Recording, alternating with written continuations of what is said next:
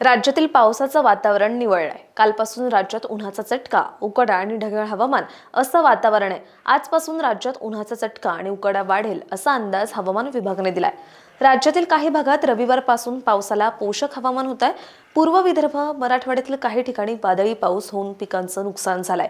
या नुकसानीचे पंचनामे करण्याचे आदेश प्रशासनाला देण्यात आलेत। कालपर्यंत मराठवाडा, विदर्भ आणि मध्य महाराष्ट्रातील काही भागात ढगाळ हवामान होतं। आजही काही भागात ढगाळ हवामान उकाडाही वाढलाय।